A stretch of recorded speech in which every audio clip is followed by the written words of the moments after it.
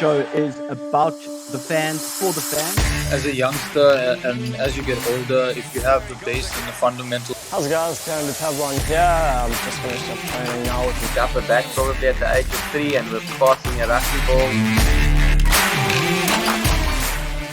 About 12 seasons of Premier Club cricket. down the ground. It's been a fantastic season so far for us as the Dolphins. A really good season so far. We've got good momentum in this one-day competition. Really performing well, bowlers, batters and fielders. Doing the camp is really good. Guys are really focused.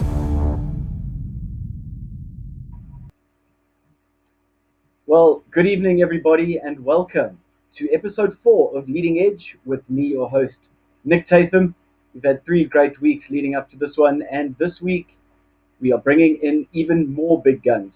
One is a former Dolphin who has KZN in his heart, and the other one is our current Hollywood Bets Dolphins vice captain. So firstly, I'd just like to welcome onto the show Prenelan Subrayen. He's going to be the first man joining us this evening. Subs, welcome. Thanks for joining us. Hi, thanks, Nick. How's everything going? I know that you guys must be itching to get out there and get some training done. Yeah, definitely. I think we've just got the go-ahead from Imran in terms of the way forward. So yeah, we're looking forward to it. In terms of short term, I think I'm looking forward to get onto the beach tonight after the interview.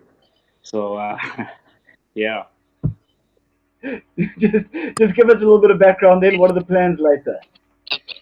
Yeah, no. So straight after this, I'm heading off to the beach to go and target some of the bigger toothy critters that are out there. So hopefully we can get a bite. So it has been a tough lockdown, I would assume, considering you haven't been able to do any fishing. So you haven't been able to do any fishing, you haven't been able to play any cricket. Geez, what have you been doing? Well, we have been playing some backyard cricket. In terms of the fishing, I think I've set my rods up and unracked them a few times as well. Yeah. But yeah, it's been really, really boring. But it's given me a chance to dig into the deeper side of things in terms of the cooking side and the gardening side of things. So yeah, I think it hasn't been all that bad. Okay. So are those new interests of yours, or are they hobbies that you've always had? Ah, sorry, there he is, the man himself, our other guest. Joining us all the way from the North Coast, I think. Carl Abbott, thanks for joining. Yeah, sorry guys, a little technical glitch there. Hello Nick, hello Stubbs, how's it going? Hi Jimmy. All right. Good man, great. Good to have you along with us. So have you been able to do some fishing now? I went out for the first time today actually, so yeah, I was away over the weekend, but managed to get out today, so yeah, good to be back out on the water. So you guys approach fishing very differently, I think, from what I've seen on Instagram. Subs, like to keep your feet dry. Abbo, you don't mind getting out behind the back line. So Abbo, I'm going to chat to you. Tell me what's the big difference and why does that appeal to you?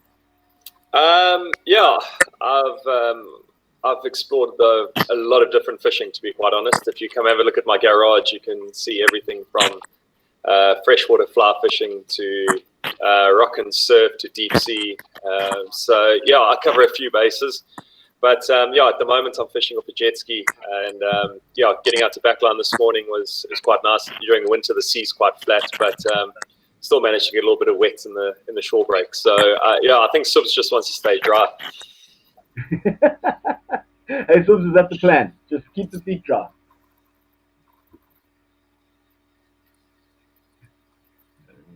All right. So I know that we're going to chat about a lot of things. We're going to chat cricket. We're going to chat life. We've already delved into a bit of fishing. Carl, I'm going to start with you. The North Coast life. Tell me how's that treating you? Now, a bit different from the UK. Obviously, it's summer over there, but spending a winter back here for the first time in a couple of years. How's that? Yeah, I've been doing a little bit of thinking. I actually can't remember when last I spent a winter in the UK. There we go. I'm thinking of a UK winter already. Yeah, I can't remember when last I spent a winter in South Africa. Probably back when I was playing for the Dolphins, sort of 2013, 2014, around there, maybe 6 or 7 years ago. I love this time of the year, and I've really missed it. So yeah, it's good to be back.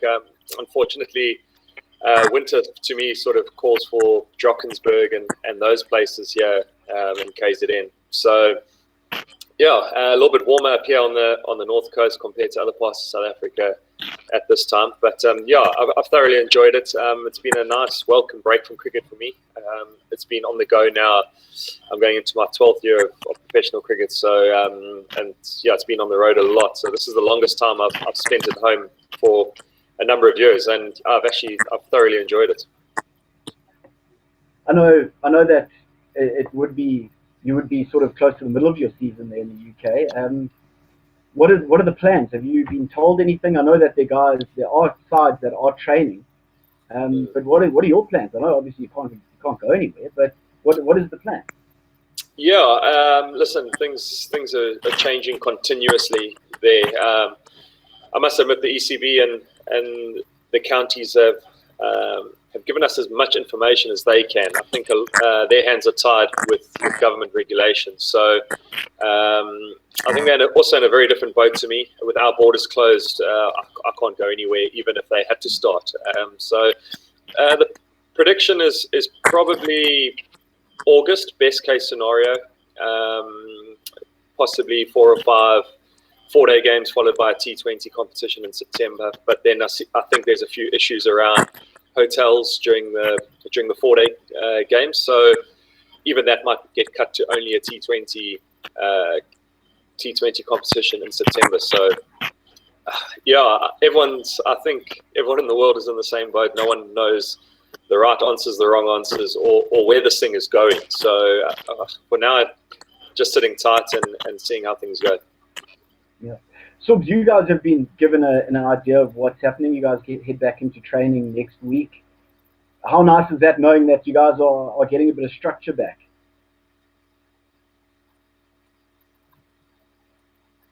Subs can't hear you. Can you hear us there? I don't think you can hear us at all. Oh, okay. Anyway, okay. So Carl, let's go back to you. We're just talking about your time at Hampshire now, mainly. You've been there for a couple seasons now. It seems like you've fallen into place there, and you're very much at home at Hampshire. Is that fair to say? Yeah, absolutely. I think since I played in Hampshire in 2014 as an overseas player, I've always had a connection with them and had a home. So yeah, I fitted in pretty well there come 2017 when I moved over, and the last 3 seasons have been amazing. It's nice to have a few South African contacts there, and Adi Burrell, our coach, who was here in the UK, here for South Africa, has come over and started coaching us. So yeah, we got a nice thing going there, and yeah, we had a really good squad and a plan going forward this summer. So unfortunately, it's all had to come to a bit of a halt. It must be a massive, not necessarily just a dampener, but the unknown, I guess, must be a huge factor. Yeah, it is. I think that's the biggest thing that scares a lot of people. I think it's the unknown of this and where it might take us and how it might change the world. But yeah, there's not much we can do about it. And you know, I think the more we sit around and think about it, and that the virus is going to kill us or affect us before we even caught it. And yeah, I've just tried to sort of just break out and try to live as normal as possible, even with it, wearing a face mask and sanitizing hands and that everywhere you go. But still, just try and go to the beach. If I want to go to the beach, go to the beach. And yeah, just try and stay positive and try to live as normal as possible within the restrictions. Yeah, let's move on from the virus. Let's look at cricket. I was watching this morning on Supersport. There were highlights of your tour to Australia in 2016-17, and I was showing the Hobart Test match. So let's look at your international career for the Proteas. Could you picture or pick out a specific moment or a specific wicket that you took that you think, well, sure, that was one of my better ones? Sure. There's a few, I suppose. I don't think I could really narrow it down. obviously, probably my first international wicket, my first Test wicket is incredibly special. So that's something I'd always remember. I can remember which ball it was, who caught it in the gully, and everything, as I kind of do with most of my international wickets. Maybe because I don't have a lot, so I can remember them all. But yeah, that Hobart Test was special. Winning a series in Australia is incredibly tough, especially a Test series. But yeah, if I had to narrow a few down, there were a couple of wickets in the 2015 World Cup. The quarterfinal we played against Australia. Against Sri Lanka at the SCG. Opened the bowling with Dale, and we went through their top order there. I think they were 6 for 3 after about 7 overs or something in a one-day game in a quarterfinal. And I remember getting one up front there, which is probably one of the better balls I've bowled. But any wicket against Australia is pretty special, I suppose. Subs, can you hear me now? Yes, I can hear you now. That's fantastic. That is fantastic. Okay. So, as I said a bit earlier, we were talking about sort of getting back to some form of normality, and Carl was talking about how he's trying to live as close to normal as possible. For you guys, you go back to training next week. That must be a fantastic feeling. Yeah, I think when it comes to normality, I think this is the new normality. I think it's the faster we come to terms with it, the easier it is going to be for us to live. I see Devin Naidu's just put a question there for you, Sobs. Yeah. When the sardines coming? Devin, at our latest updates, I think there was kilometers of shoals passing the Cobbin at Mazeppa. So yeah, I'm tackling up and gearing to fight a few of those big sharks, swimming a lot. So I think Jimmy will be itching to get a few as well. I'll come help you, I'm Paul. sure. I'm sure. So let's just look back at the season gone by. You guys had a fantastic season. I know that the 4-day competition didn't start very well, but it certainly ended well before the break. Could you sort of put your finger on anything that the squad did, or any changes that the squad made going into the 1-day competition that sort of galvanized the team together? No, I think we're obviously not happy with the way we did start in the 4-day campaign, but managed to turn things around. I think we did realize what was our key elements to actually get us wins and the contributors to the wins and stuff like that, wickets that we were playing on, and we started to almost change our results to rather change losses to draws and draws to wins. So I think those are the goals that we had almost found as we went through on the season, and then that momentum carried the latter part of the 4-day campaign, just carried us into the 1-day campaign. Yeah. Carl, I know that might be putting you on the spot here a little bit, but do you miss playing for the Dolphins? Wouldn't be the first time I'm put on the spot live on air. Yeah, I do. Yeah, you know, that was the start of my professional career, and the Dolphins and Kingsmead will always have a special place in my heart. So yeah, I do miss playing for it, and playing for them and playing at Kingsmead. But yeah, hopefully coming up this season with MSL and that maybe there might be a few opportunities to be running out in the green again, which would be quite cool. Let's go back to your debut for the Dolphins. What can you remember? Myself or Subs? You. Sorry. I can remember everything. Yeah, it was in Port Elizabeth against the Warriors, and yeah, it went pretty well. And yeah, that was the start and the stepping stone towards a longer career with the Dolphins, and obviously a high honour. So yeah, I can remember that day very well. And then Jimmy, the nickname, I know that there are a lot of people that could put 2 and 2 together, but can you just give us the background? I didn't cut off, Nick. Can anyone hear me? Yeah, I can hear you. I was just waiting for Subs. There we go. I think Subs I can't hear can't me, hear but you. I can hear him. Okay. Okay, Yeah. we'll start that again. Okay, Should I just? Yeah. so You're back. the nickname. That's got to go to all credit to John Kent. So when I arrived at the Dolphins, I was well, to put it politely, a little bit overweight. So having the unfortunate resemblance of, well, they thought the ex-South African boxer at the time, Jimmy Abbott, who was, well, he probably weighed about 200 kilos, but I probably wasn't far off it. I wasn't far off it when I started for the Dolphins. So, John started it, and it's weird how sort of a nickname follows you and sticks, especially if it's relevant, I suppose. Everyone calls me it, even the guys in Hampshire, so unfortunate, but I suppose you can't choose it. I was going to ask that because I know that from personal experience, somehow nicknames do follow you. Was there someone specific over there that started calling you Jimmy, or that had carried on, or? No, not really. So when I first played for Hampshire in 2014, Dale Benkenstein was the coach, and I actually played with Benke in 2008, 2009 for the Dolphins. So he was there when it started. He started calling me it, and then, just spread like wildfire, I suppose. Okay, so we've got you back. Yeah. Fantastic. Okay. Sorry, I've got Victor Paseni asks, how was it like playing for KZN Inland at the Africa Cup? Jimmy? Sure. You know what? That was really good fun.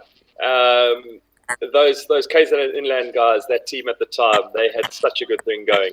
Shane Berger had recently taken over, and Grant Morgan came along as an ex-coach, but just came over to help Shane in his first tournament. And we went up to Poch, and I think we were unbeaten in that Africa Cup up there in Poch. And then unfortunately, I missed the finals weekend or the finals couple of days, which I think I ended up winning or coming second. I can't really remember. But a great team at the time, and I had a load of fun, especially coming back from South African cricket where pressure is just off a bit, and I got to enjoy some cricket with those guys and hopefully teach them a thing or two. So you played a couple of Africa Cups with Coastal.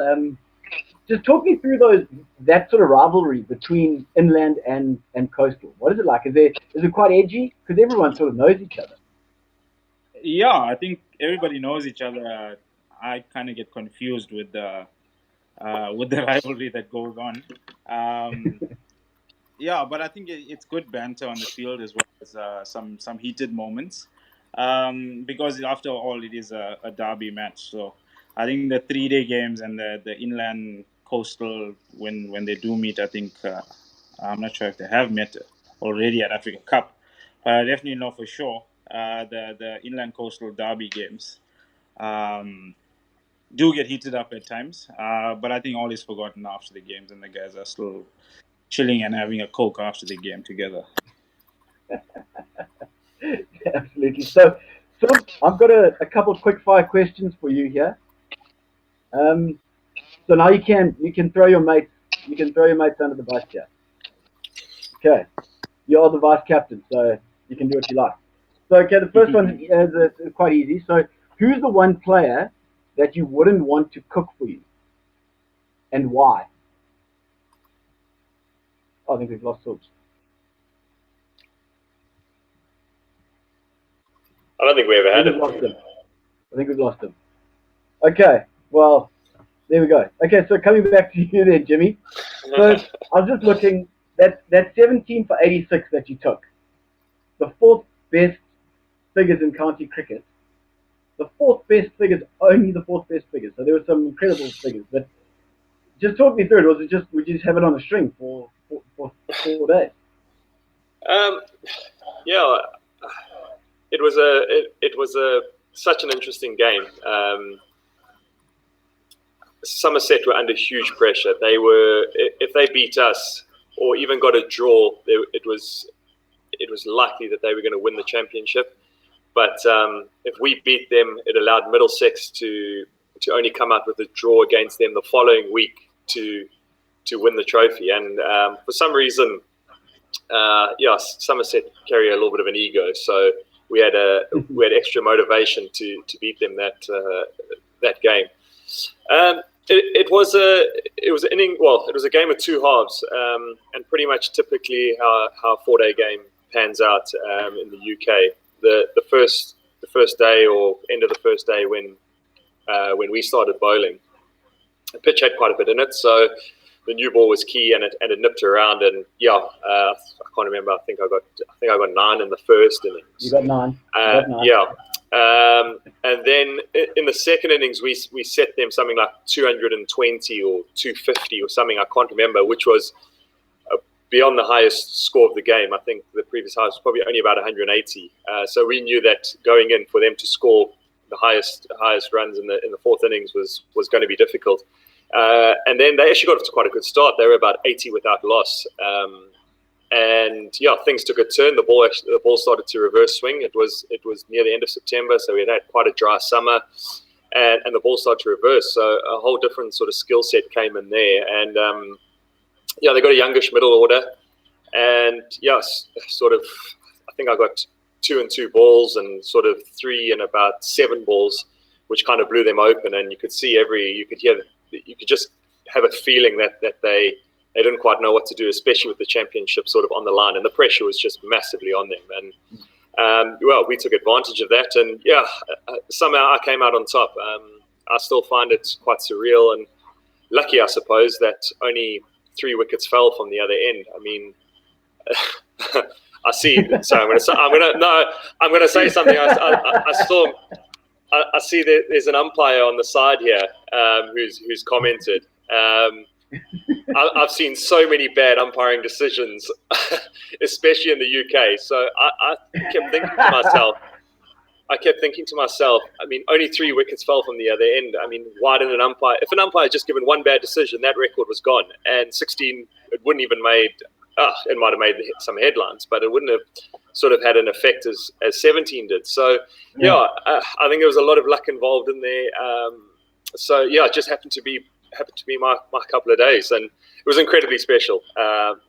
It's something I feel like I almost owed Hampshire in a way for just making me feel at home over the last couple of years. And I love bowling at that ground. There's something about it, and I don't think I'll ever do it again, but I'll try. If you manage to do it again, I'll be hell of impressed. Very impressed. Okay, Forbes, you back? Yes. I thought you might have snuck off to go fishing early. Okay, as I said, we're going to start with a couple of quick fire questions. Okay, the first one is, who in the Dolphin squad would you not want to cook dinner for you? And why? I'd probably say Ackerman. It just seems he's the furthest guy from the kitchen. I'm not sure if he'll be able to reach the counters at the top there. So the poison dwarf. Yeah. Okay. Who's the last one on the bus? Who's the last one on the bus? The last one to the plane? The last one to the airport? That one, hands down, is definitely Andile Peshlekwai. Definitely. Okay. And then who's the tightest player in the squad? Who's the last bloke to pay for dinner? Probably Nick, our physio.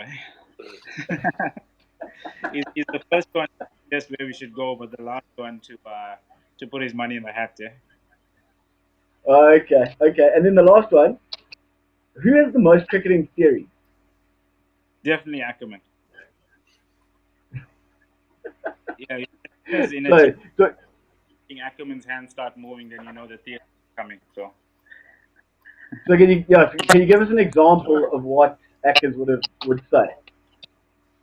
Oh, it starts off with what's needed in a session in a 4-day game, and then it almost ends up with yeah, you got to believe, guys, and you got to believe in this and believe in that, and then see a few guys smirking at each other, and after a while, it kind of fizzles off. I think we need to get Ackers on here next week because he's got a lot of defending of himself to do because he's been put on the spot a couple times over the last couple of weeks. So, Jimmy, you played with some legends at the Dolphins. You played with in sort of like towards the end of that legend era. How influential were those guys on your career? Yeah, I think they definitely helped me set up a base for my bowling and really sort of gave me some real insight onto how to be a professional and actually how to be a professional bowler. Not so much from what you do on the field, but more the hard work that goes on behind the scenes. So yeah, I was lucky enough to play an attack with Quinton Friend, Johan Lowe, John Kent, Andrew Hall, Alfonso Thomas. All of those guys when I started were playing, and even someone like H.D. Ackerman that was still playing for the Dolphins at the time. You learn so much from those guys. Pierre de Bruin, another one, that were all legends of domestic cricket here. So yeah, I learned a lot from those guys, especially off the field. They worked incredibly hard behind the scenes, and that hard work showed on the field. So yeah, it was brilliant, and it certainly gave me an incredible base to work from. Yeah, Shaylen just asking there if you're going to come play for the Dolphins this summer. I know that everything's up in the air, and if you're considering overseas play going forward for Hampshire. Well, I might not have a choice about being an overseas or not if Brexit goes through and Colpacks fall away. So yeah, all of that's up in the air at the moment. It's tough to say, but yeah, I'm certainly having a look around to possibly play some cricket in December, come January or so. It would have been about 12 months that I wouldn't have played cricket, assuming I don't go back to the UK, which is looking quite likely. So to start a fresh season next year in April, it would have been close to 18 months then that I wouldn't have played. So hopefully I can get some cricket in before then. Maybe for the Dolphins, maybe for someone else. I don't know yet. Well, I'm sure there'll be some clubs lining you up around here. Going back to play for Utumbulu. Yeah, I actually went past the ground the other day. I was in Mphingeni. Brought back a few memories. So yeah, I might go join the Zulus again. So I just want to ask. It's quite a personal question, but I think it's something that a lot of people want to know. You've been through some tough times in your career with your action and all that. What did you do? What did you sort of fall back on and get through, and that helped you get through those tough times? Yeah, I think it was good support structures from right from my home, then leading into the coaching stuff.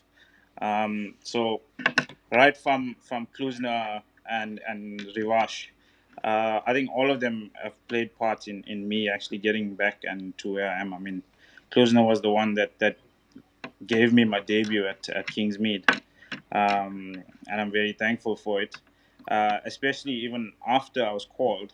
I mean, they spent a lot of hours, including my dad and some of my uncles that were with me, coaching me through the years. We spent a lot of long hours at Kingsmead doing some really boring stuff. So yeah, I think it's a lot of support structures from around me.